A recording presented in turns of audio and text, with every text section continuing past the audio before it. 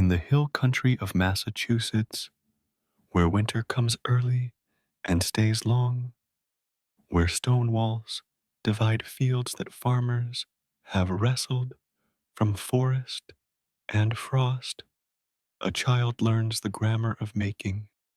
The year is 1770, perhaps 1770.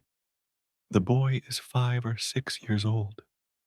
His name is Eli Whitney, and he stands in his father's workshop, watching sparks rise from the forge like prayers ascending toward heaven. The workshop smells of iron and wood smoke, of leather and oil, of the particular scent that comes when metal meets heat and yields to human intention. The elder Whitney is a farmer, but like most New England farmers of his era, he is also a maker of things, a repairer of broken tools, a fabricator of needed implements, a man who understands that in this corner of the world, far from cities and craftsmen, one must know how to create what one cannot purchase. The boy watches. The boy learns. The boy's fingers itch to hold the tools, to feel the hammer's weight, to understand the mystery by which raw materials become useful objects. There is something in his mind that sees differently than other children see, sees not just the surface of things, but the mechanism beneath, not just what objects are, but how they work, not just the finished product, but the process by which it came to be. This is Eli Whitney's first education, not the Latin and Greek he will later study at Yale, not the mathematics and natural philosophy that will refine his thinking, but this, the tactile knowledge of materials, the intuitive understanding of mechanical principles, the patient discipline of working with one's hands until the work is right. The workshop is his first classroom. The forge is his first teacher. The tools his father places in his small hands are his first texts. The family is respectable but not wealthy. The farm provides sufficiency but not abundance. There are debts to manage, seasons to survive, the constant calculation that governs agricultural life in a land where weather can destroy a year's labor in a single storm.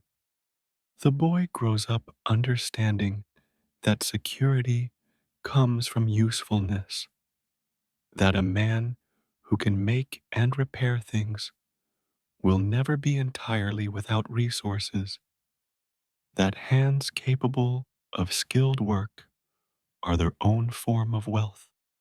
By the time he is 12, Eli Whitney has learned enough to begin making things on his own. He crafts nails, simple objects, but objects in high demand during the Revolutionary War years when British imports have ceased, and American independence means American self-sufficiency. The nails sell. The boy earns money. The lesson sinks deep, that identifying what people need and providing it skillfully is the foundation of prosperity. But nails are not enough to satisfy the restless intelligence that lives in young Whitney's mind. He takes apart a watch, his father's watch, one of the family's few valuable possessions, simply to understand how it works. The mechanism fascinates him, the gears meshing with precision, the spring providing power, the escapement regulating time into measured intervals. He reassembles the watch successfully, but the act itself reveals something about his nature. He cannot simply use things, he must understand them. He cannot accept mystery when investigation might yield knowledge. The years pass, the war ends. The new nation begins its uncertain experiment in self governance. Whitney works on the farm, works in the workshop, saves money slowly toward an ambition that has taken root in his mind. He wants to attend college, wants the education that will elevate him from farmer's son to professional man, wants the credentials that will open doors his mechanical skills alone cannot unlock. The path to Yale is not straight. Whitney is older than typical students when he finally arrives. 23 years old, his youth spent working rather than studying. He has prepared himself through winter terms at local academies, has taught school to earn money, has demonstrated the persistence that will characterize his entire life. When he finally walks through Yale's gates in 1789, he carries with him not just ambition, but the practical knowledge of a craftsman, the patience of a teacher, the quiet confidence of a man who has learned to make things work. Yale gives him polish, gives him connections, gives him the classical education that marks a gentleman in late 18th century America. But Yale does not make him an inventor.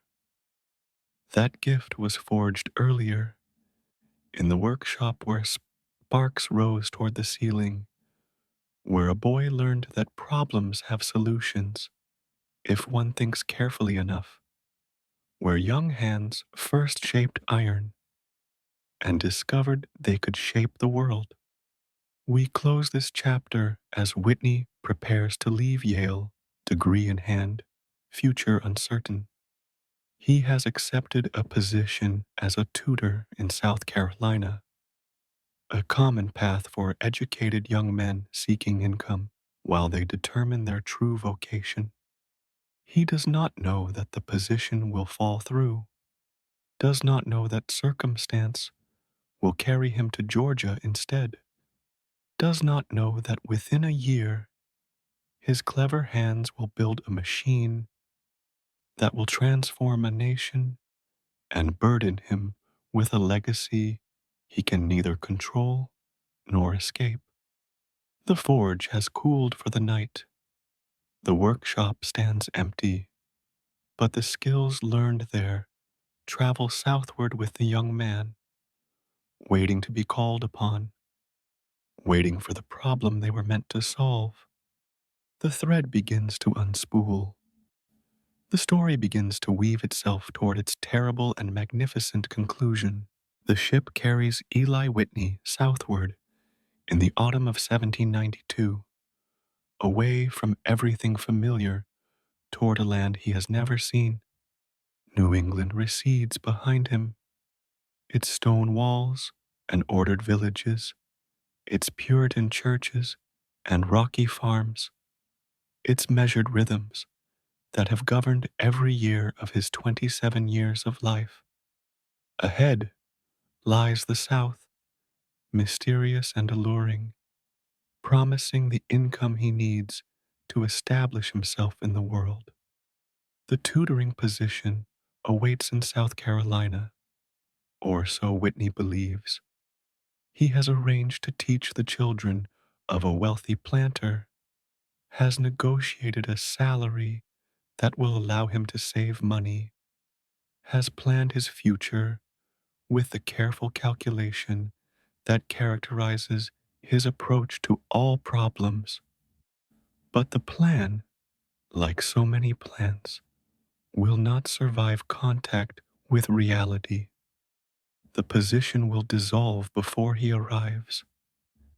The salary will be halved Without explanation, Whitney will find himself stranded in a strange land, his careful calculations rendered meaningless by circumstances beyond his control. On the ship, he meets Catherine Greene, widow of Nathaniel Greene, the Revolutionary War general who was Washington's most trusted subordinate. Catherine is traveling home to Mulberry Grove, her plantation outside Savannah, and she takes a liking to the earnest young Yale graduate. With the clever hands and the uncertain prospects, when Whitney's tutoring position collapses, Catherine offers him hospitality. Come to Mulberry Grove, she says. Stay as long as you need. Perhaps something will present itself. The something that presents itself will change everything. But Whitney does not know this yet. He knows only that he is grateful for kindness, relieved to have shelter while he determines his next step. Curious about this strange southern world, so different from the Massachusetts of his childhood. Mulberry Grove sits on the banks of the Savannah River, surrounded by rice fields that stretch toward the distant tree lines. The plantation operates on the labor of enslaved people, men and women and children who work the paddies, tend the house, maintain the grounds, make possible the leisured existence of the planter class. Whitney, raised in New England, where slavery was rare and increasingly controversial, enters a world where bondage is simply the order of things, where human beings are property, where the economy rests on foundations that northern visitors often find uncomfortable but rarely challenge directly. The plantation house is gracious, columns and verandas, high ceilings designed to capture whatever breeze the humid air provides. Rooms filled with furniture imported from England and France.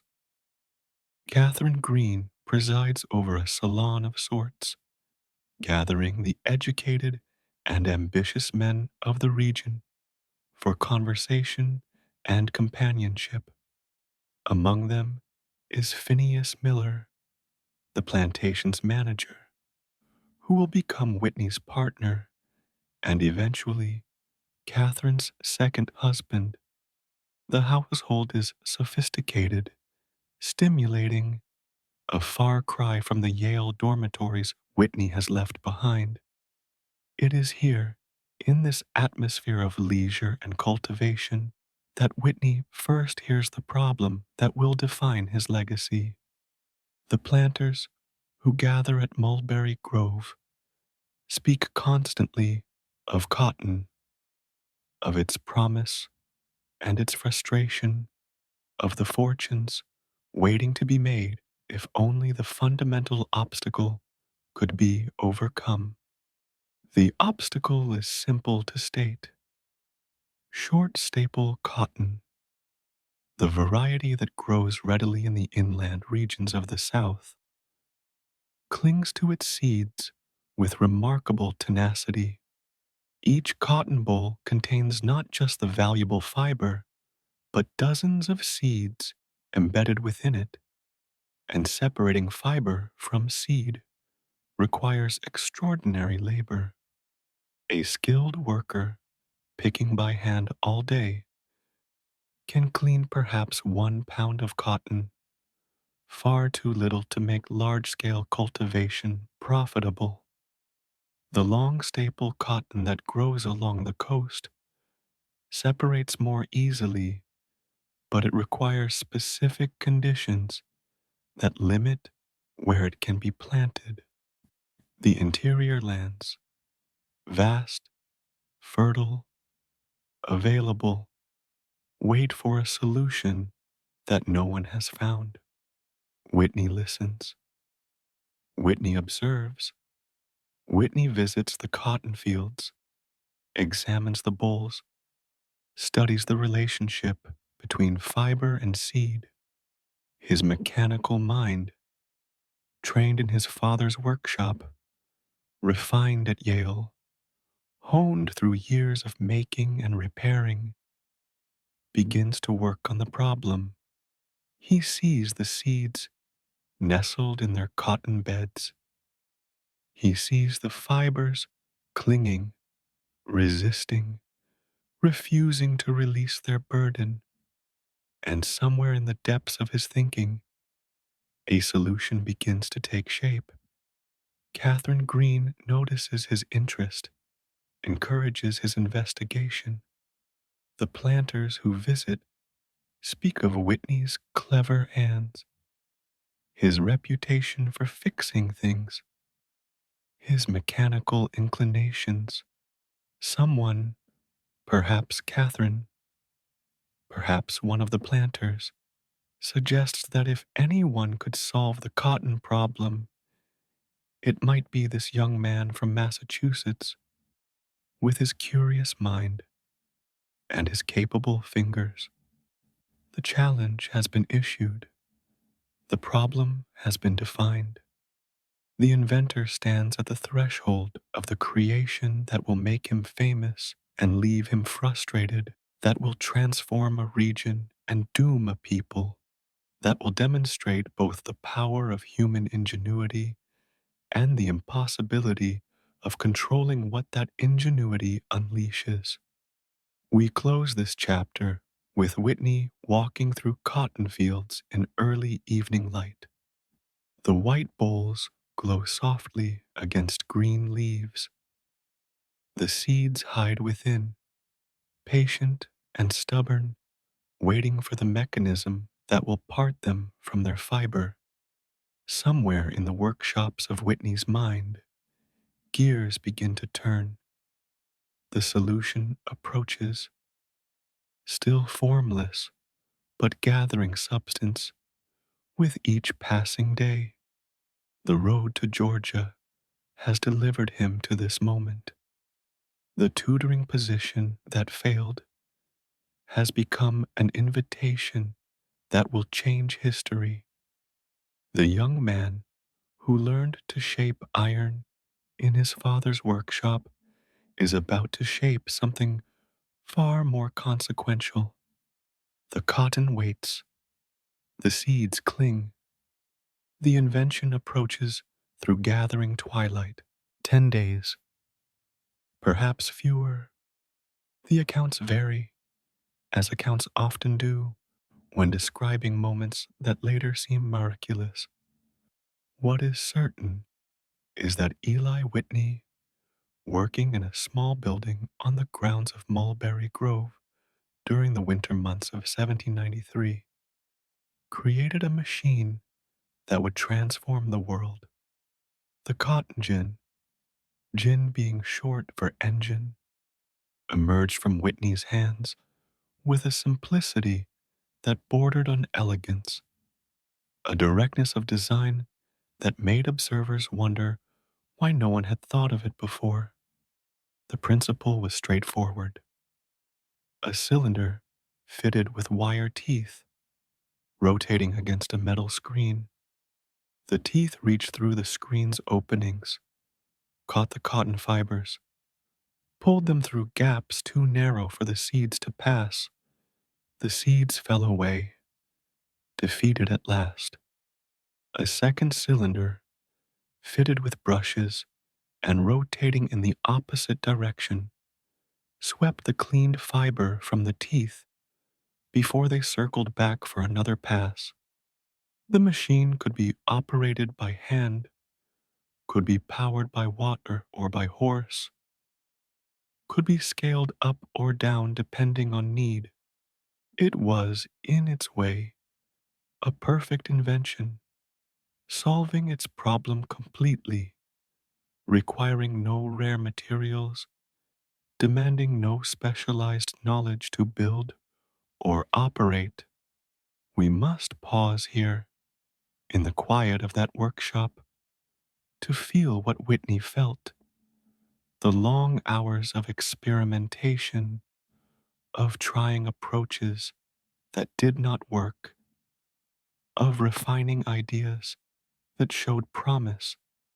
The moment when the mechanism first functioned, when fiber and seed parted cleanly, when the solution made itself manifest, when abstract possibility became working reality.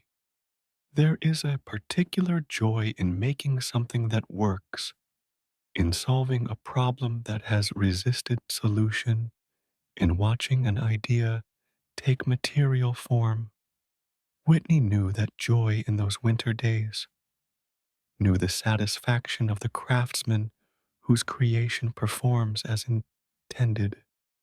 He showed the machine to Catherine Green, who had encouraged his efforts, showed it to Phineas Miller, who immediately grasped its commercial potential, showed it to the planters who gathered at Mulberry Grove, who watched in astonishment as the gin accomplished in hours what had taken days of hand labor. The word spread through the region with the speed that important news always travels. A solution had been found. The cotton problem had been solved. Everything was about to change. The demonstrations continued through the spring of 1793. Visitors came to witness the miracle machine, to watch cotton fiber emerge clean and white and ready for spinning. Whitney, never entirely comfortable with attention, found himself the center of regional fascination. The man from Massachusetts, the Yale graduate with the clever hands, had done what generations of Southern planters had failed to do. He had broken the bottleneck that held back cotton cultivation. He had, quite literally, invented a fortune, or so it seemed. Whitney and Miller formed a partnership, began planning how to capitalize on the invention. Their strategy was ambitious. Rather than selling gins or licensing the design, they would maintain a monopoly, would establish ginning stations throughout the South where planters could bring their raw cotton and have it processed for a share of the cleaned fiber. The plan made sense on paper. It assumed, however, that the gin's design could be protected, that the machine's workings could be kept secret, that competitors could be prevented from simply copying what Whitney had created. These assumptions would prove catastrophically wrong. But in the spring of 1793, as Whitney prepared to return north to secure a patent, such concerns seemed manageable. The future gleamed with promise. The machine worked beautifully. The demand would be enormous. The partnership would prosper. Whitney allowed himself to imagine wealth, security, the comfortable future that had eluded him through years of teaching and struggling and waiting for his chance. The gin sat in its workshop, patient and simple, its cylinder waiting to turn. It did not know that it would soon be copied thousands of times, did not know that its design was too elegant, too comprehensible, too easily replicated by anyone with basic mechanical skills, did not know that it would make fortunes for everyone except its inventor, did not know that its efficiency would multiply human bondage rather than reduce it. The machine knew nothing. The machine simply worked. And in working, it set in motion forces that would reshape a nation, determine the fate of millions, and build toward a conflict that would consume more American lives than any war before or since. The cylinder turned, the fiber separated, the seeds fell away, and the future, still hidden in the folds of time, began to take its terrible shape. We close this chapter with Whitney departing for Philadelphia, where the patent office waits, where legal protection seems assured, where the future still appears bright with possibility. Behind him, the gin remains at Mulberry Grove, its design fixed in memory and in the minds of all who have witnessed its operation. The secret is already escaping. The copies are already being planned. The unraveling has begun. The machine breathed in a barn, and the world would never breathe the same way again. In 1794, Eli Whitney received his patent for the cotton gin, document number 72X, in the records of the young republic, a piece of paper meant to protect his invention, to guarantee his right to profit from what his genius had created. The patent was proper, was legal, was everything American law could offer an inventor seeking to secure his interests, and it was utterly, catastrophically inadequate. The problem was the gin itself, its beautiful, fatal simplicity. Anyone who saw the machine understood how it worked. Anyone who understood how it worked could build one. The design required no exotic materials, no precision manufacturing, no specialized knowledge. Wire and wood, a screen, a cylinder, a handle to turn it. A competent blacksmith could construct a working gin in a matter of days. A planter with basic mechanical skills could build one in his own workshop. The patent protected Whitney's exclusive right to the design. It could not prevent anyone from simply ignoring that right. And ignore it they did. Across the South, unauthorized gins proliferated like cotton bolls in August heat. Every county seemed to sprout its own imitators, its own improvers, its own versions of Whitney's design that were different enough to claim originality while similar enough to serve the same function. The planters who had marveled at Whitney's demonstrations felt no obligation to compensate him now that they could build their own machines or buy pirated versions for a fraction of what Whitney and Miller intended to charge.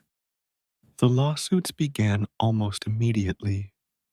Whitney spent years in courtrooms, fighting infringers, pursuing justice through legal systems that moved slowly and often seemed indifferent to his claims. The Southern courts were filled with jurors who were themselves planters, who benefited from cheap gins, who saw Whitney as a Northern interloper trying to tax their prosperity. Judgment after judgment went against him. Appeal after appeal consumed his time and his resources without producing meaningful relief. The irony was exquisite and excruciating. Whitney had created something genuinely revolutionary, had solved a problem that had baffled others for generations, had offered the South a gift of incalculable value, and the South repaid him by stealing his invention, challenging his patents, making him fight for every penny while the cotton they grew with his machine made them wealthy beyond imagining.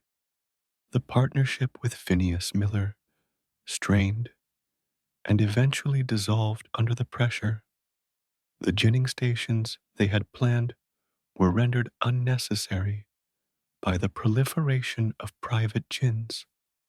The monopoly they had envisioned evaporated like morning dew on cotton fields. By 1798, Whitney was writing despairing letters to friends, describing himself as having spent the best years of my life in pursuit of something which has yielded me nothing but mortification. The money that should have flowed to Whitney flowed instead to planters who paid nothing for their pirated gins, to blacksmiths who built copies and sold them openly, to merchants who traded in cotton cleaned by stolen technology. Whitney watched others grow rich from his creation while he struggled to pay his debts, to fund his lawsuits, to maintain the enterprise that was supposed to make his fortune. Some small vindication came eventually. In 1807, after more than a decade of legal battles, the state of South Carolina agreed to pay Whitney $50,000 for the right to use his gin. Other states followed with smaller payments.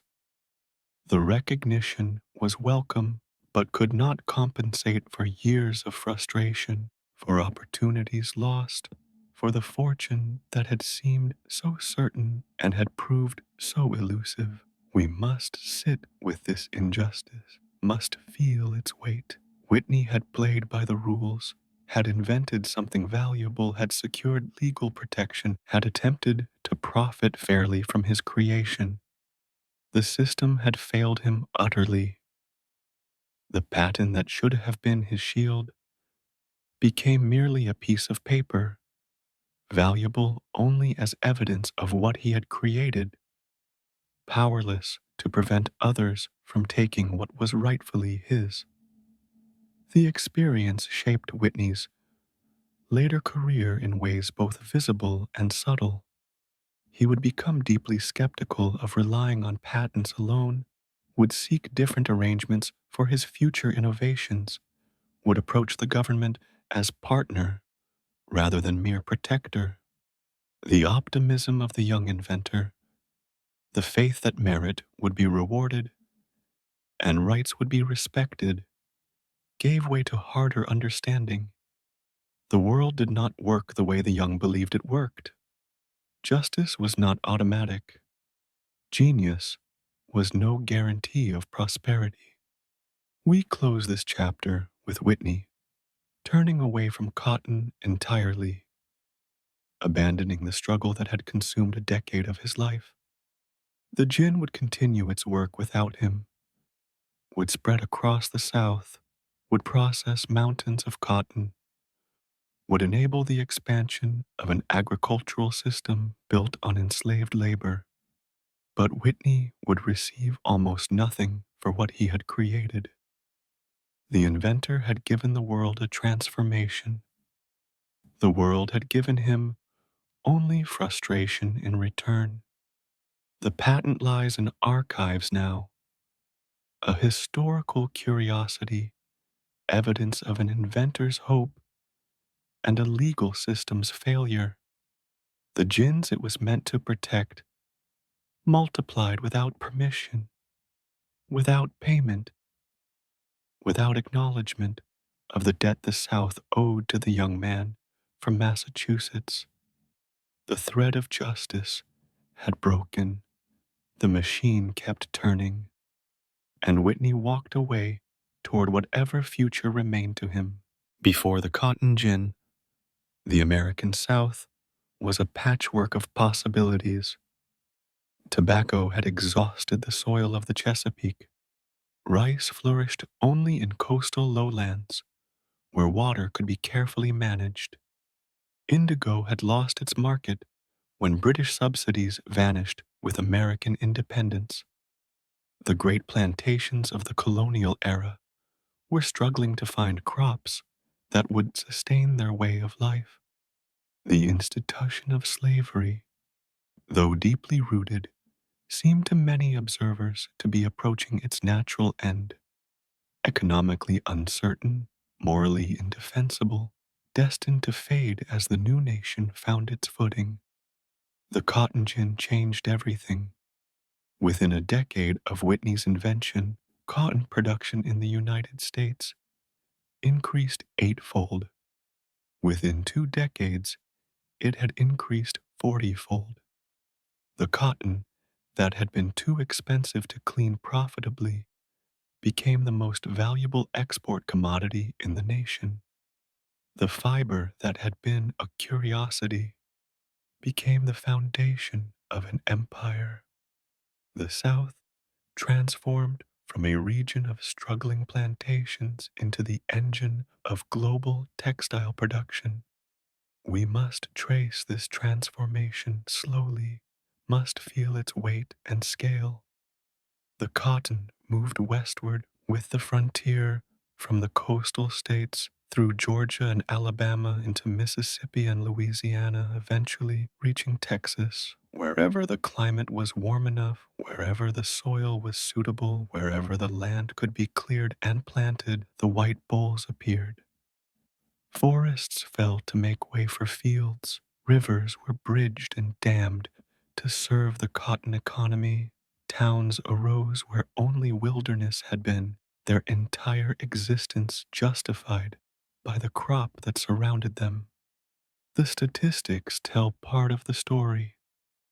In the year Whitney invented his gin, the United States exported approximately 500,000 pounds of cotton.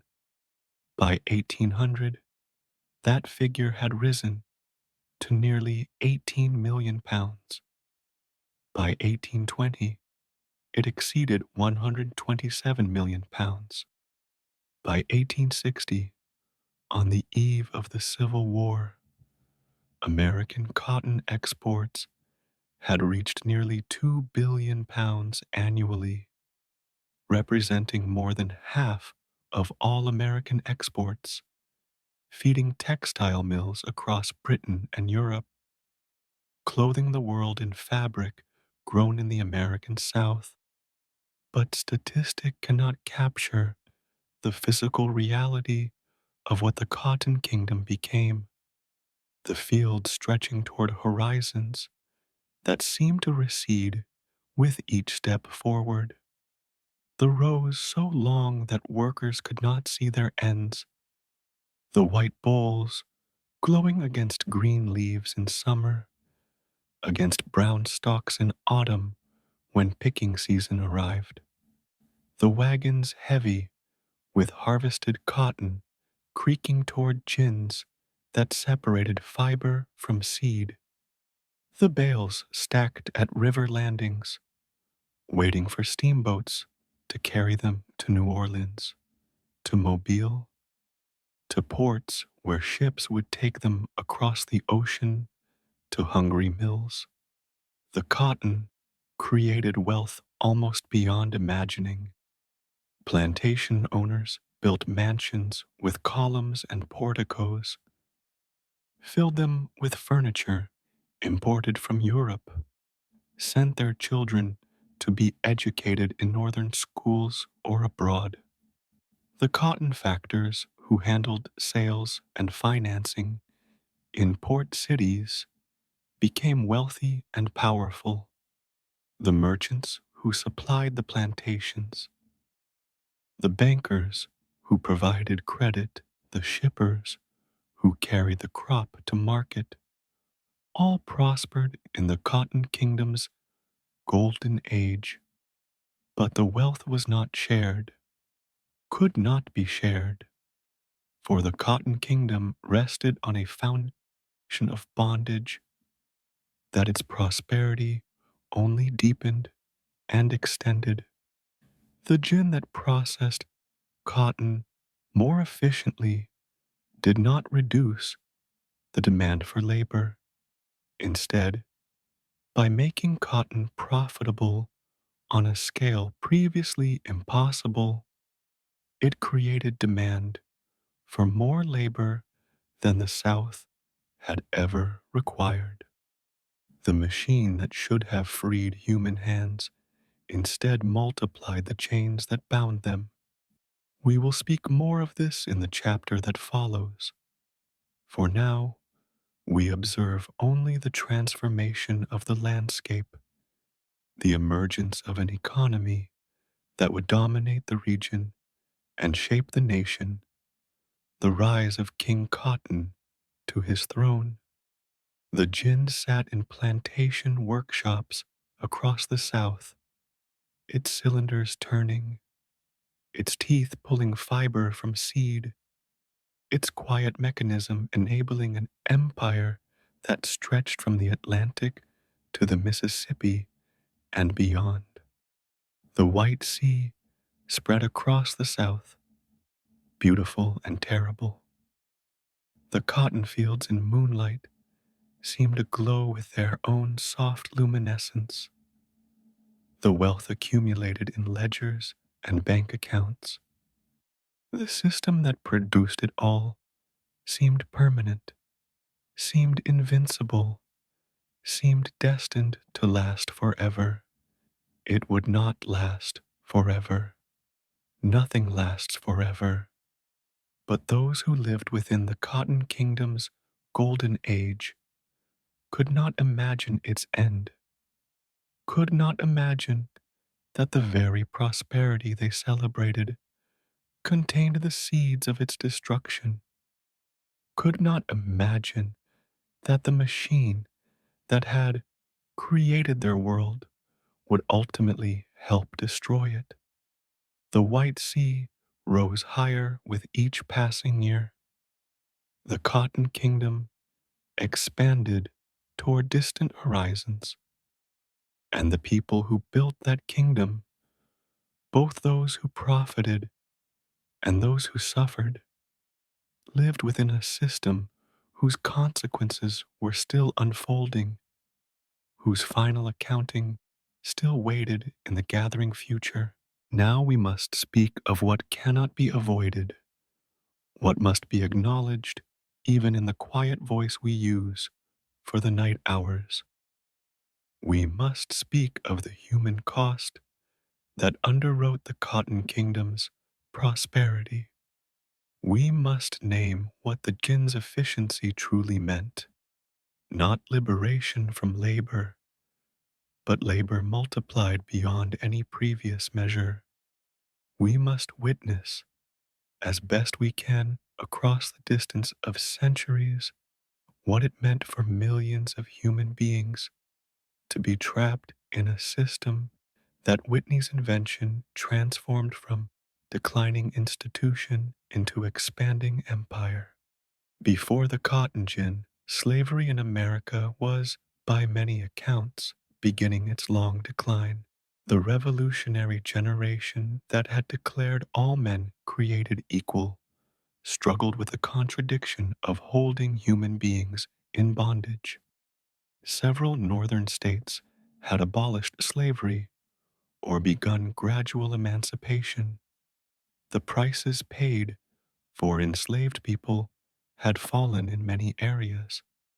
Some observers believed, perhaps hoped, that economic pressure would accomplish what moral argument alone could not, that slavery would simply become unprofitable and would wither away without the need for direct confrontation.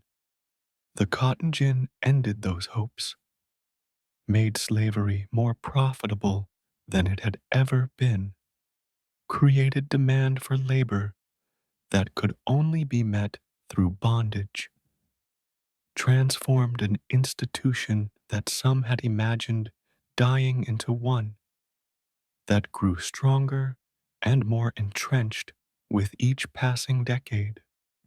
The numbers are staggering, are overwhelming, are almost incomprehensible in their scale. In 1790, the United States held approximately 700,000 enslaved people. By 18C, that number had grown to nearly 4 million. The growth was not merely natural increase, though that played a role. It was driven by the cotton economy's insatiable hunger for workers, for hands to clear land, to plant seeds, to tend growing plants, to harvest the bolls when they ripened, to haul the cotton to gins and bales to market. The domestic slave trade swelled to horrifying proportions. The Upper South, Virginia, Maryland, Kentucky, became breeding grounds for humans who would be sold southward and westward to the cotton frontier. Families were torn apart as surely as cotton fiber was torn from seed. Husbands separated from wives, parents separated from children, communities destroyed as their members were sold to distant plantations where they knew no one, where even the landscape was foreign, where their only value was their capacity to work. The slave markets of New Orleans, of Natchez, of Richmond processed human beings like any other commodity. Newspapers advertised prime field hands alongside livestock and farm equipment. The selling price of an enslaved person correlated directly with cotton. When cotton commanded high prices, human beings commanded high prices. When cotton fell, human beings fell with it. The gin had made humans more valuable as property, had increased the economic incentive to hold and to trade them, had monetized human life more completely than any previous system had managed. The conditions of labor in the cotton fields were brutal. The picking season demanded work from dawn until dark, hands moving constantly through the rows, fingers bleeding from the sharp edges of dried cotton bolls, backs aching from endless stooping, bodies exhausted by quotas that increased year after year as overseers demanded ever greater productivity. The threat of the whip was constant. Punishment for failing to meet quotas, for showing disrespect, for any behavior that suggested resistance or independence. We must be careful here, must not reduce enslaved people to their suffering alone. They were human beings who loved and hoped and dreamed and resisted in whatever ways they could. They created communities within bondage, maintained families despite the constant threat of separation, developed rich spiritual traditions that sustained them through unimaginable hardship, resisted through work slowdowns and tool breaking and flight and occasionally open rebellion. They were not merely victims, they were survivors, creators, human beings who maintained their humanity despite systems designed to deny it. But we must also not minimize what they endured, must not soften the reality to make it more comfortable for those of us who listen from the distance of centuries. The Cotton Kingdom was built on suffering. The prosperity that the gin enabled was extracted from human beings who had no share in it, who labored not for their own benefit, but for the benefit of those who claimed to own them, who died in cotton fields so that others could live in plantation mansions and wear fine clothes and imagine themselves civilized. Whitney did not intend this, could not have foreseen that his machine would multiply bondage rather than reduce it. He was solving a technical problem, not considering its social implications.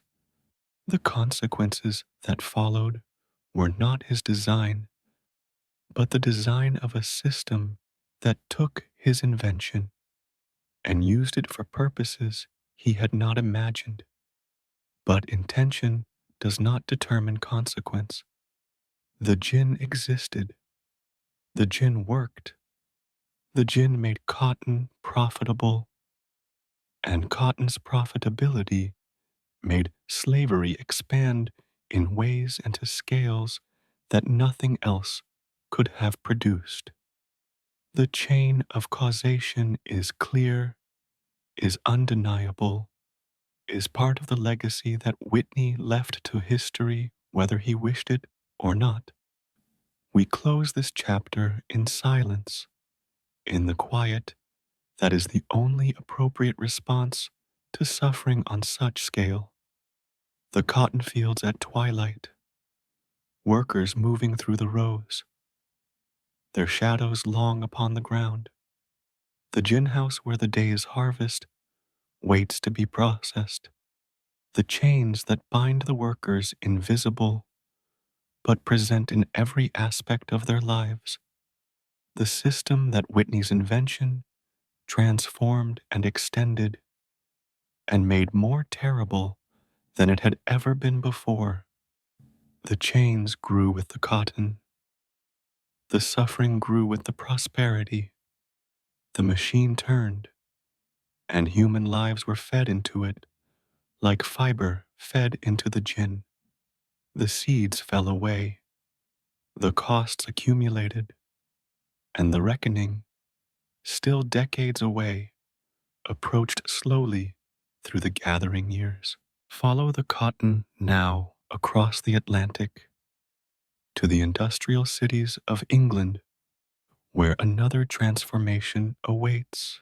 Manchester and Birmingham, and Liverpool and Leeds, great mills rise like cathedrals of commerce, their chimneys darkening skies, their machines thundering day and night. The cotton that Whitney's gin has made abundant arrives in British ports and feeds a hunger that seems without limit. The fiber grown by enslaved hands in American fields will be woven into cloth by impoverished hands in English factories, creating a global system that connects continents through threads of exploitation. The English textile industry had been transforming for decades before Whitney's invention. The spinning jenny, the water frame, the power loom, each innovation that increased the capacity to turn fiber into cloth. But capacity without supply is merely potential. The mills could spin and weave faster than ever before, but they needed raw material to work with. They needed cotton in quantities that the existing supply chains could not provide. The gin solved that problem. American cotton flooded into Liverpool, where factors sorted bales by grade, sold them to mill owners eager for any quantity they could acquire.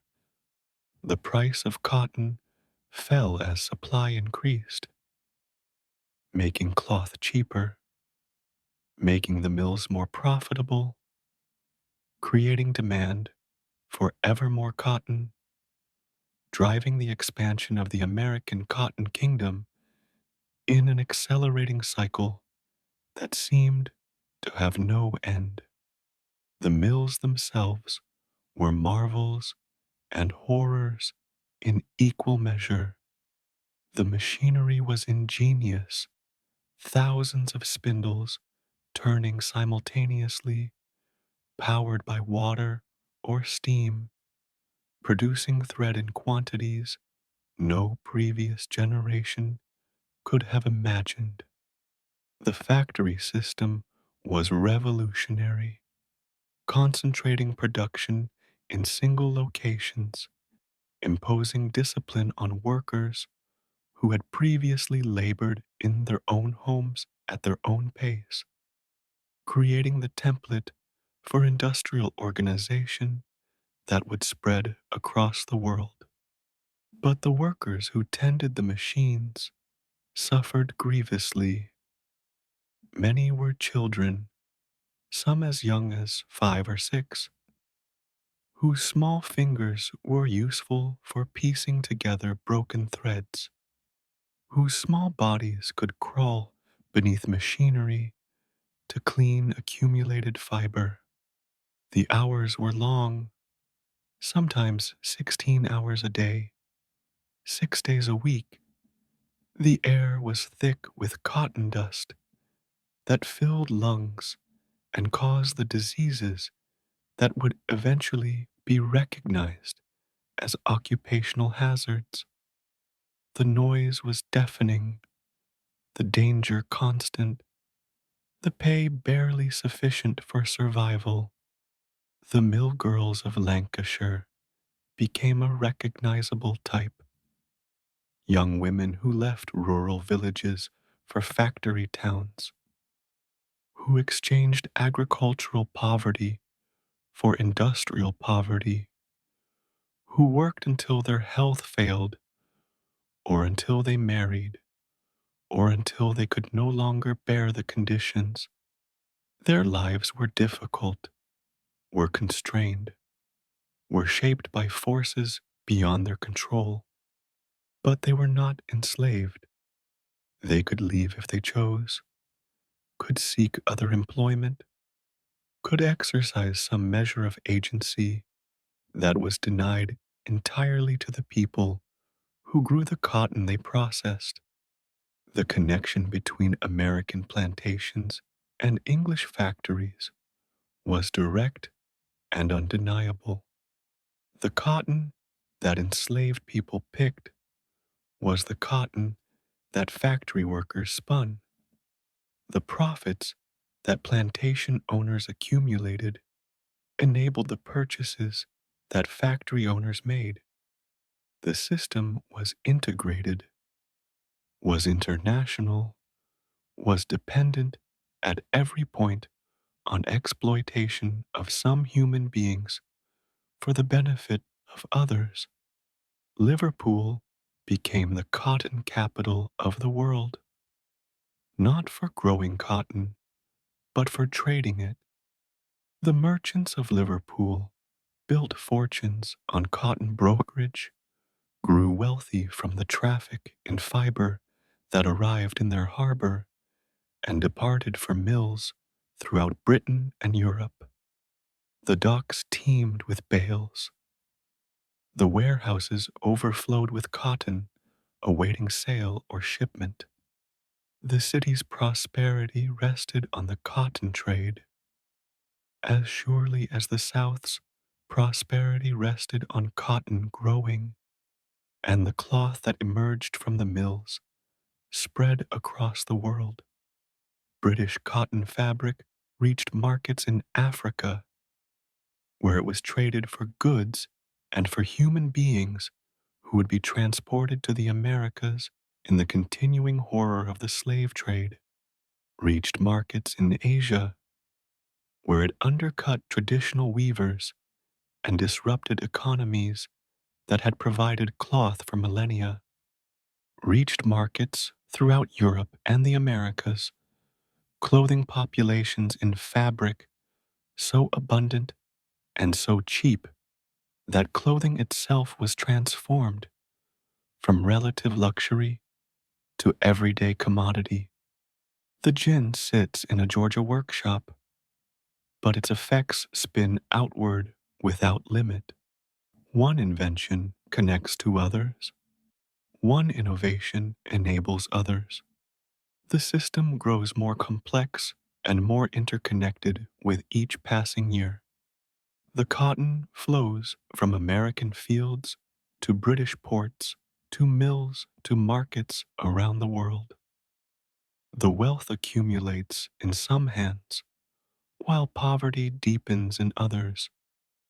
The machine keeps turning, and the world keeps changing, and no one can predict where the transformation will end. We close this chapter watching cotton cloth arrive in a market far from where the cotton was grown, far from where it was processed, far from where it was woven. A buyer examines the fabric, feels its texture, negotiates a price. She does not know whose hands picked the cotton, whose children worked the looms, whose lives were shaped by the systems that produced this simple commodity she holds. The thread connects distant places, distant people, distant systems of exploitation, the gin, the plantation, the mill, the market, all linked by the cotton that flows between them. The world is woven together now in ways it has never been before. And at the center of the weaving, though few recognize it, sits a simple machine in a Georgia barn, its cylinder turning, its teeth pulling fiber from seed, its quiet mechanism enabling everything that follows. After the cotton gin, Eli Whitney might have been forgiven for retreating from invention entirely. The experience had brought him fame without fortune, recognition without reward, years of frustration and legal battle that left him exhausted and disillusioned. But Whitney was not a man who could stop creating. His mind worked on problems whether he wished it to or not. And in the late 1790s, a new problem presented itself, one that would lead to his second transformation of American manufacturing.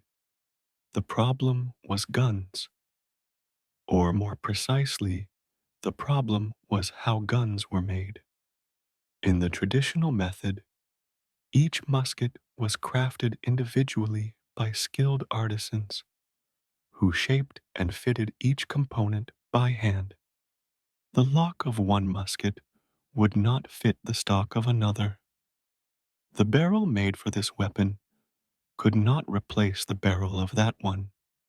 Each gun was unique, and when it broke, only a skilled craftsman who could individually fit replacement parts could repair it.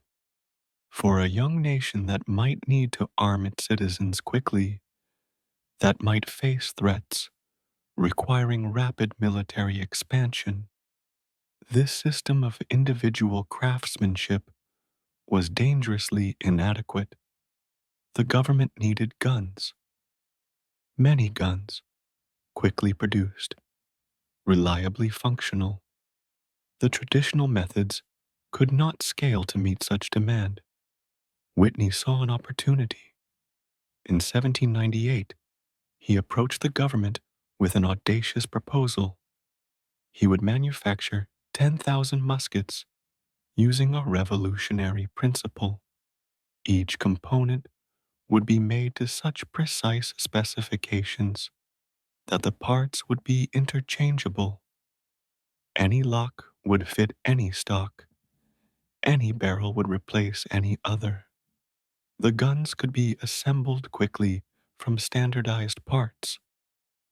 Repairs would become simple matters of replacing broken components rather than lengthy processes of individual fitting. The concept was not entirely new. French gunsmiths had experimented with standardization. Jefferson had written enthusiastically about interchangeable parts after witnessing demonstrations in France, but no one had achieved the principle at manufacturing scale. Whitney proposed to do what no one had done before, to create a system for producing thousands of identical parts with sufficient precision that they would truly be interchangeable. The government gave him the contract.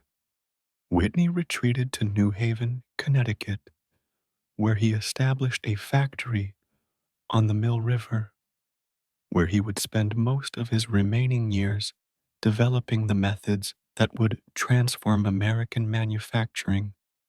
The work was harder than Whitney anticipated. Precision required precision.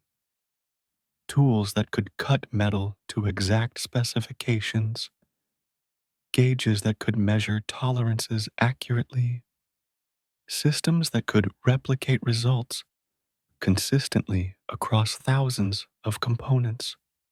Whitney had to invent the machinery to create his machinery, had to develop processes that did not exist, had to solve countless small problems in pursuit of the larger goal. The contract called for delivery within 2 years. Whitney did not meet that deadline, did not come close.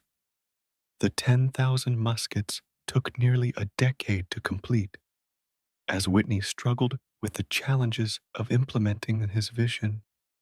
The government grew impatient but continued to support him, recognizing that what he was attempting had implications far beyond this single contract.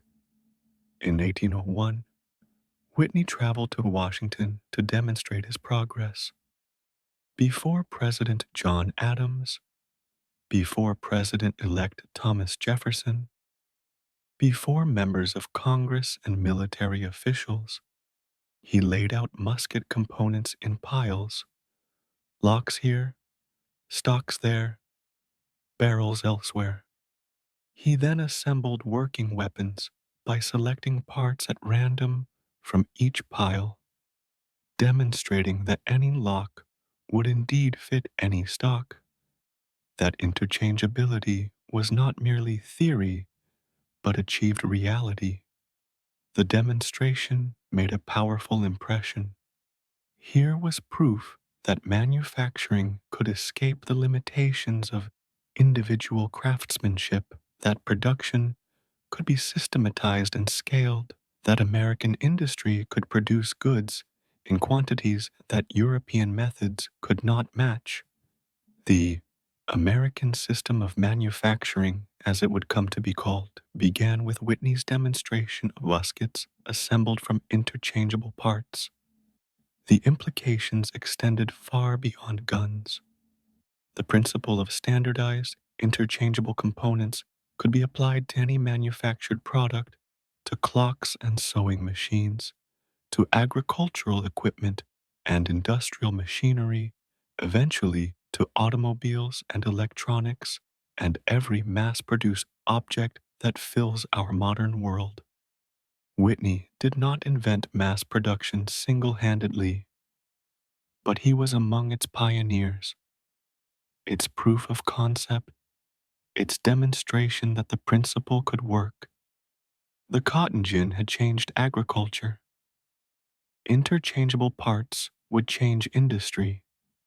Two transformations from one man, each rippling outward through decades and centuries, each reshaping how humans live and work and relate to the material world.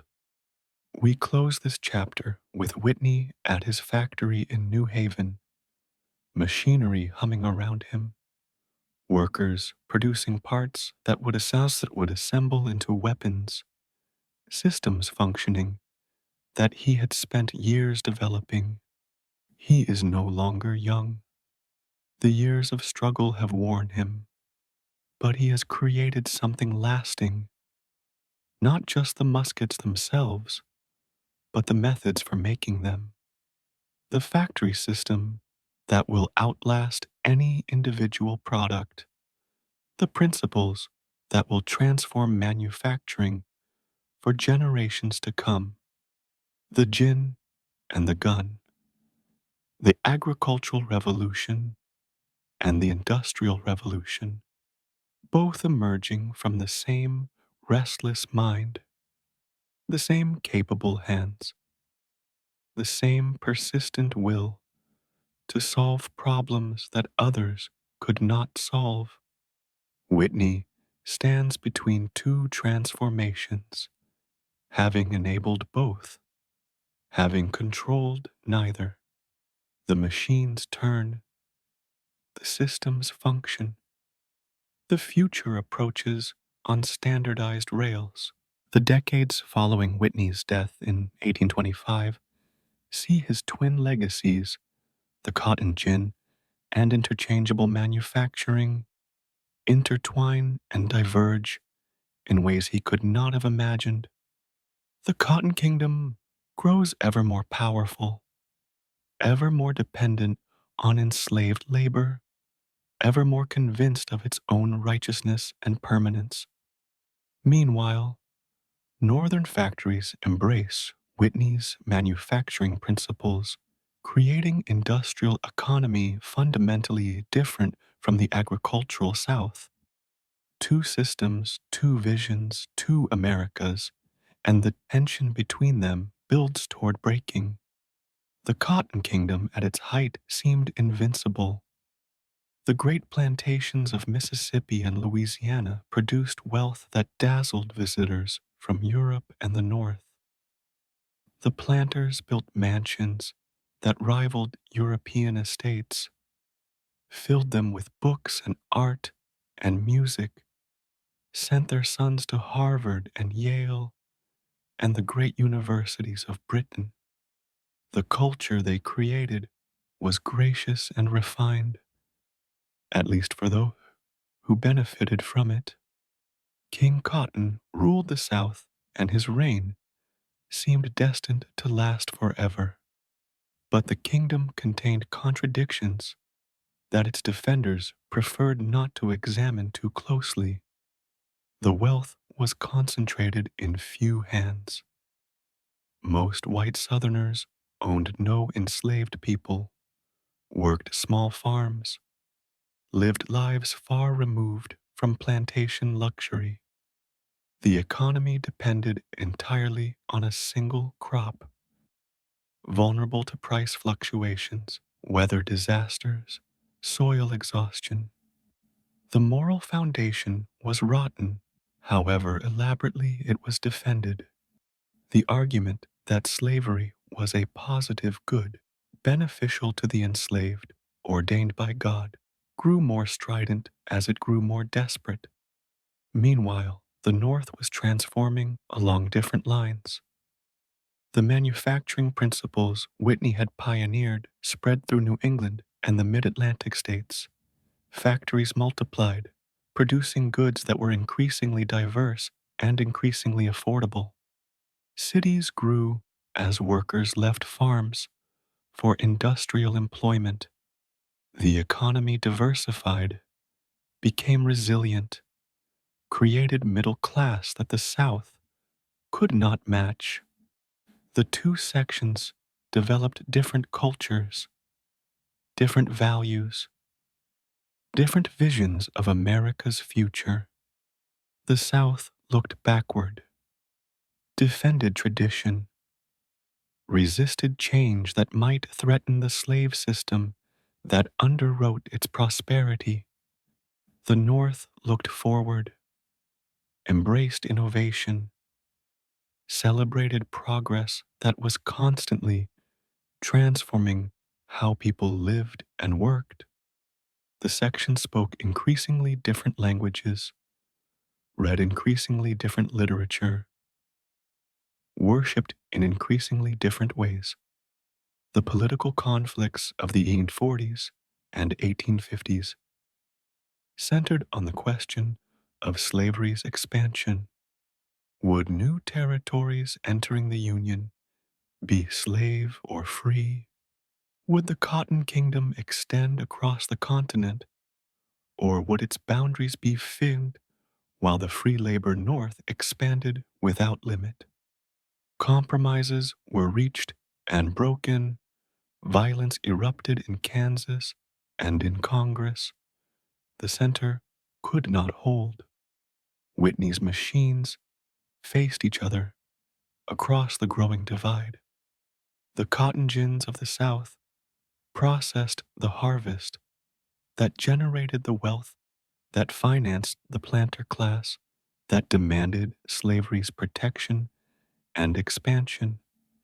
The factories of the North produced the goods that enriched the merchant class, that increasingly found slavery economically unnecessary and morally intolerable.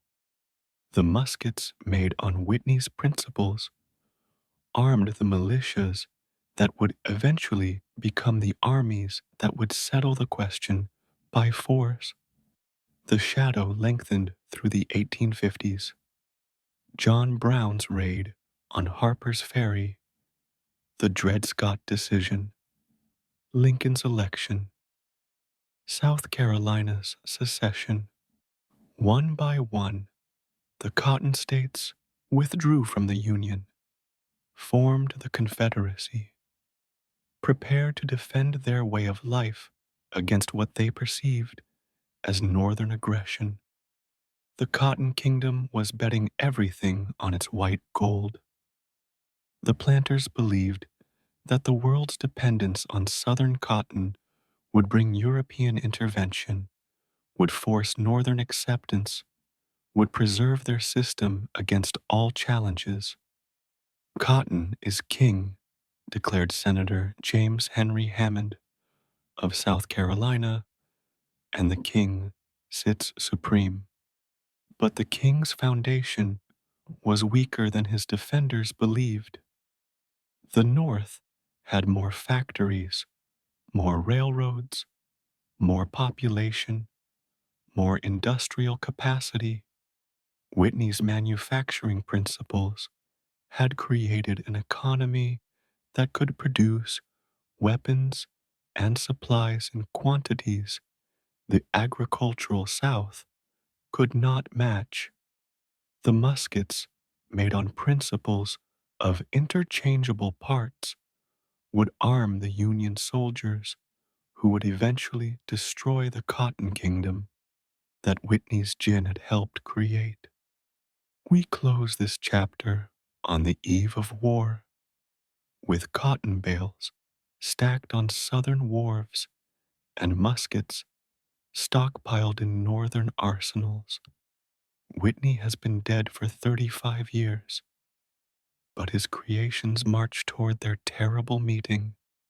The cotton gin and the factory system, the agricultural South and the industrial North, the systems he helped create face each other across the gathering darkness. The shadow deepens, the storm breaks, and Whitney's twin legacies collide in the most destructive conflict America has ever known. The Civil War consumed the Cotton Kingdom, burned through the system that Whitney's gin had helped create, freed the people whose bondage had sustained it. 4 years of violence destroyed more American lives than any war before or since. More than 600,000 dead, perhaps 750,000 when civilian deaths and disease are counted. The battles raged across the South, destroying the infrastructure of the cotton economy, liberating the enslaved people who had worked the fields, ending the system that had seemed so permanent just a few years before. The cotton itself became weapon of war. The Union blockade strangled southern ports, prevented cotton from reaching European markets, cut off the revenue that financed the Confederate war effort. The planters who had believed cotton would bring them victory found instead that their dependence on a single export made them vulnerable. The mills of Lancashire suffered from the cotton famine, but Britain did not intervene to break the blockade, did not come to the Confederacy's rescue. King Cotton had overestimated his power, and when the war ended, when the Confederacy surrendered, when the enslaved people emerged into freedom, the cotton gin continued its work. The machine that had sustained slavery now processed cotton grown by sharecroppers, nominally free, but often trapped in economic arrangements that recreated bondage in new forms. The planters who survived the war found ways to maintain control over the people who had once been their property. The cotton economy reconstituted itself, different in legal structure, but similar in practical effect for many of those who labored in the fields. The gin itself changed little. Whitney's basic design proved so sound that it remained essentially unchanged for decades, then for more than a century. The cylinder with wire teeth, the mesh screen, the brush that swept clean fiber away. These elements persisted because they worked, because no one found a better solution to the problem Whitney had solved. Later generations would mechanize the entire cotton harvest. Mechanical pickers would replace human hands, would reduce labor requirements dramatically, would transform cotton cultivation yet again. But the gin remained at the center of the process, the necessary step between raw harvest and marketable fiber. Whitney's machine had become invisible through ubiquity, so basic to cotton processing that no one thought to question it. The manufacturing revolution that Whitney had pioneered continued its transformation of American industry. The principles of interchangeable parts and factory production spread through the economy, making the United States an industrial powerhouse by the late 19th century, making possible the mass production that defines modern economies. The assembly line, though developed decades after Whitney's death, owed its existence to principles he had demonstrated. The consumer goods that fill our homes descend from the muskets he assembled from standardized components. The war freed 4 million people from bondage. What came after? Reconstruction's brief promise, Jim Crow's long darkness, the civil rights movement's struggles, the ongoing work of justice lies beyond our story tonight. But we must acknowledge that Whitney's gin played its role in that larger history, that the machine that made slavery profitable helped ensure that slavery's aftermath would be long and painful, that the consequences of the Cotton Kingdom's rise and fall continue shaping American life to this day. The fire burned hot and burned long. What remained afterward was changed beyond recognition. The plantation mansions stood empty or burned. The cotton fields continued producing, but under different arrangements. The people who had been property were now citizens, though the full meaning of that citizenship would be contested for generations to come. We close this chapter in the quiet that follows great violence, the exhausted peace of a nation that has torn itself apart and must somehow rebuild. The cotton gin sits in its workshop, unchanged by the war that has transformed everything around it. The machine does not know that the system it enabled has been destroyed. The machine simply waits for cotton to be fed into it, for fiber to be separated from seed, for the work it was created to do to continue, regardless of what political arrangements surround it. The fire has passed, the embers cool, and the long work of rebuilding begins. Eli Whitney lies buried in Grove Street Cemetery in New Haven, Connecticut, not far from the factory where he spent his final decades, not far from Yale, where he had studied as a young man, full of ambition and hope.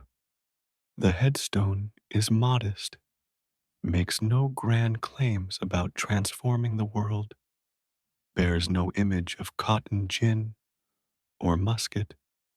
It is a quiet grave for a man whose life was anything but quiet, whose creations set in motion forces that determined the fates of millions. Let us sit here a while, in the autumn quiet of a New England cemetery, and consider the man whose story we have followed through these long chapters. Who was Eli Whitney? Beyond the inventions that made him famous, what kind of person creates machines that transform the world and then watches others reap the benefits while he struggles and strains? He was persistent, perhaps to a fault. The years of legal battles over the cotton gin patent would have broken a less determined man. Whitney fought on, lawsuit after lawsuit, appeal after appeal, long after any reasonable assessment would have counseled giving up. The persistence served him better with the musket contract, where the challenges were technical rather than legal, where his determination to solve problems could operate without interference from courts that seemed designed to thwart him. He was proud, sometimes excessively so. Whitney believed that he deserved recognition and compensation for his inventions, and the failure of the world to provide these things wounded him deeply. His letters reveal frustration that sometimes bordered on bitterness, a sense that he had been treated unjustly by a society that owed him more than it ever paid. He was, by most accounts, a difficult man to know. He had few close friends, married late in life, seemed more comfortable with machines than with people. The workshop was his natural environment, the place where he felt most himself, the space where problems yielded to persistence and cleverness rather than resisting like the legal system or the business world. He died in 825, at 59, after a long illness that was probably prostate cancer. His final years were spent in reasonable comfort. The musket contracts had provided income that the cotton gin never had, and his reputation had grown even as his health declined. He had married in 1817, had fathered 4 children, had achieved a measure of domestic happiness that had eluded him through his younger years. What did he think, in those final years, about what he had created? Did he understand the connection between his gin and the expansion of slavery? Did he recognize that his invention had helped bind millions of people in bondage? Did he feel any responsibility for consequences he had not intended? The historical record does not tell us. Whitney left no reflections on the moral implications of his cotton gin, no acknowledgement that his machine had transformed the institution of slavery from declining to flourishing. Perhaps he did not see the connection. Perhaps he chose not to see it. Perhaps he saw it and made his peace with it in ways we cannot know. The silence of the record is itself significant, a reminder that inventors are often blind to the uses others will make of their inventions, that creation and consequence are not the same thing, that genius and moral responsibility do not always travel together. The grave is quiet now. The autumn leaves fall on old stone. Whitney's descendants lived their lives and died their deaths, the family line continuing or ending as family lines do. The factory on the Mill River operated for decades after his death, was eventually sold, changed hands, changed purposes, eventually became ruin and then memory. The manufacturing principles Whitney pioneered spread across the economy, became standard practice, became the way things were done without anyone remembering who had first demonstrated them. The cotton gin multiplied across the South, processed harvests beyond counting, outlasted the cotton kingdom it had helped create, continued in recognizable form into the 20th century before modern machinery finally superseded Whitney's design. The seeds and fiber separated year after year, decade after decade, the quiet revolution continuing long after its inventor had turned to dust. We close this chapter with a last look at the quiet grave. The man who lies here changed the world twice. Once through a simple machine that separated fiber from seed, once through a manufacturing principle that separated production from individual craftsmanship. Both changes continued long after his death. Both changes continue still.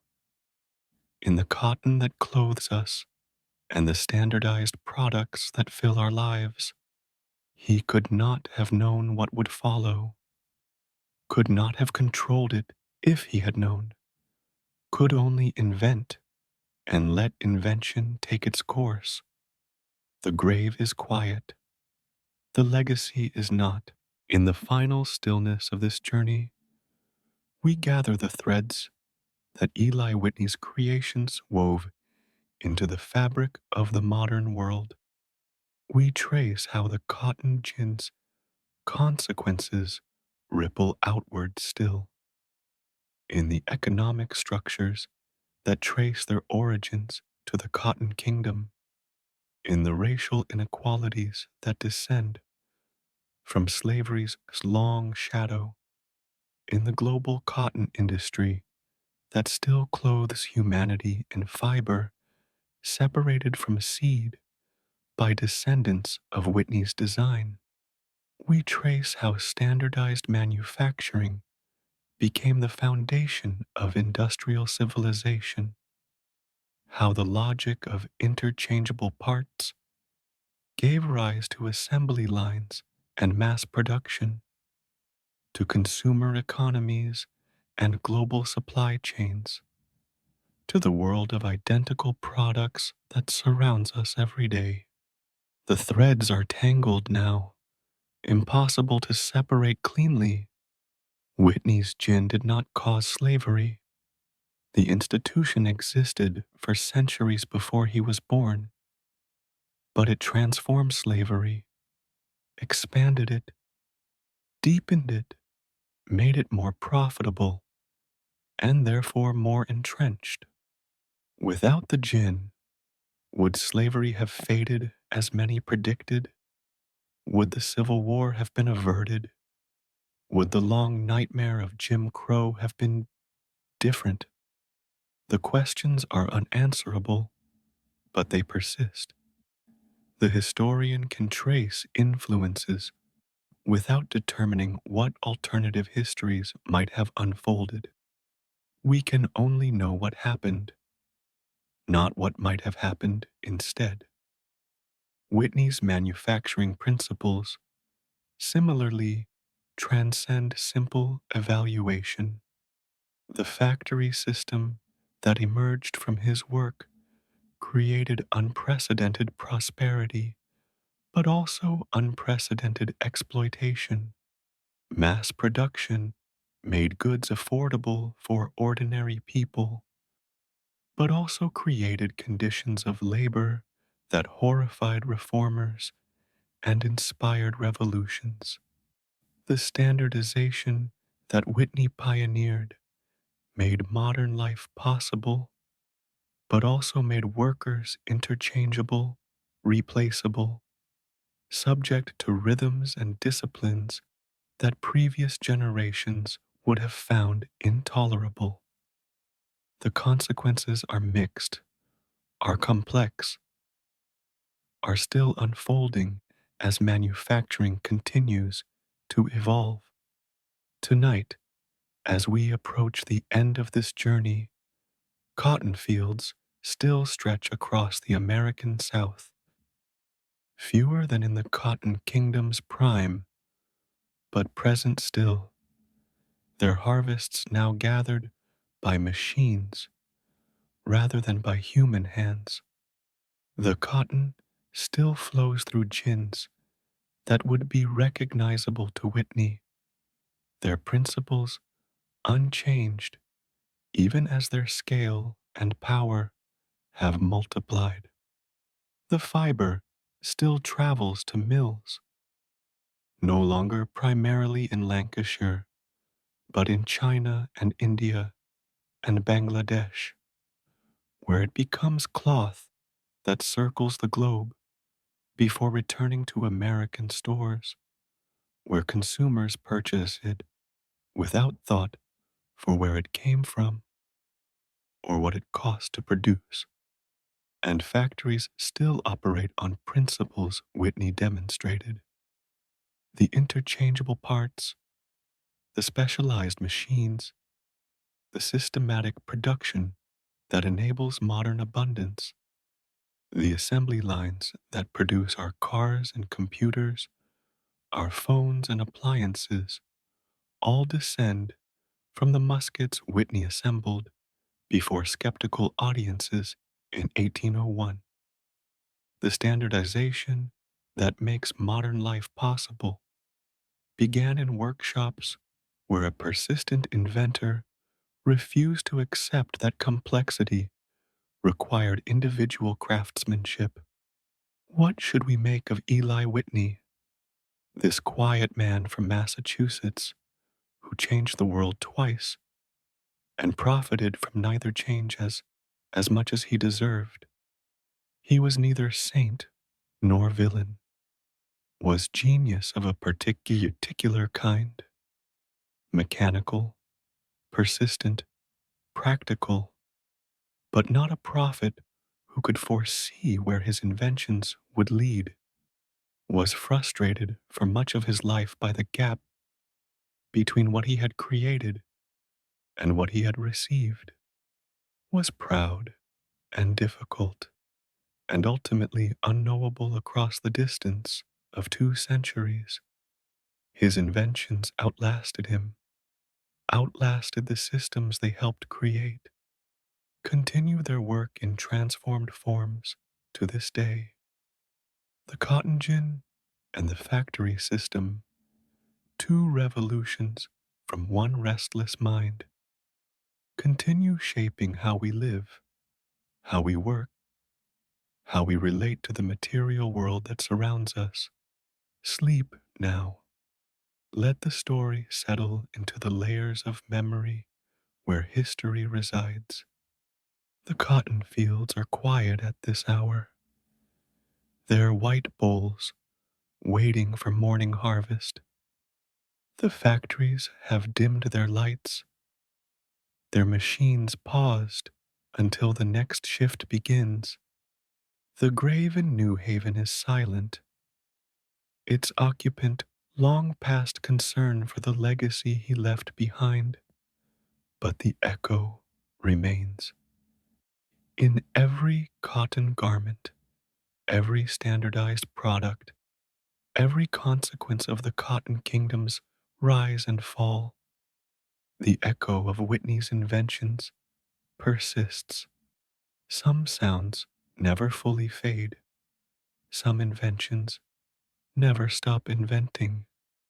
The cylinder turns, the fiber separates, the parts assemble into wholes, and the world continues transforming in ways that began with a young man from Massachusetts who knew how to make things work. The story continues in the silence. The consequences continue unfolding, and somewhere in the weave of history, the threads that Whitney first spun continue shaping patterns we are only beginning to understand. Good night, rest well, and wake, remembering that the world you inherit was made by hands like Whitney's, clever hands that solved problems without knowing where the solutions would lead, that created transformations without controlling them, that gave us tools whose uses we must choose. The echo fades, but does not vanish. The story ends, but does not conclude. The cotton grows, the machines turn, and the future waits for the choices we will make. Good night. Conclusion. Where the thread continues. The story of Eli Whitney closes, but the story he set in motion continues. The cotton gin transformed American agriculture, enabled the cotton kingdom's rise, contributed to slavery's expansion, helped cause the Civil War, and left consequences we still live with today. The manufacturing principles he pioneered transformed how things are made, enabled mass production and industrial economies, created the abundance that defines modern life and the dislocations that accompany it. We have walked through workshops where genius took material form, through cotton fields stretching toward distant horizons, through the shadow of the storm that consumed the cotton kingdom, through the quiet aftermath where new systems emerged from old ruins. We have tried to hold complexity without simplifying it, to acknowledge achievement without ignoring cost, to witness history without passing easy judgment.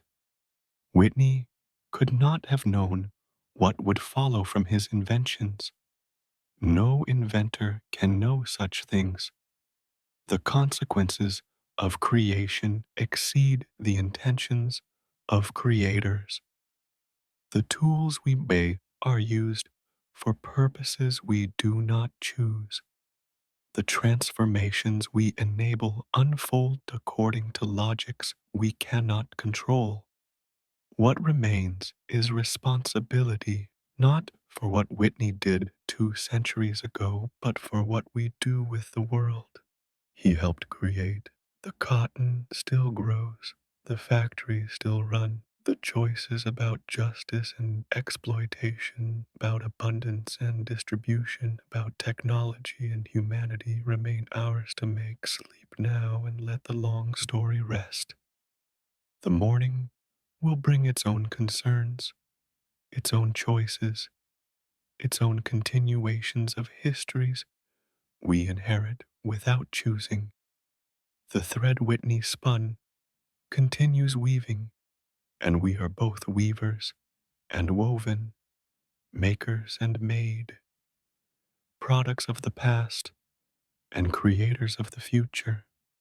The cotton gin sits in memory, its cylinder still, its work complete for tonight.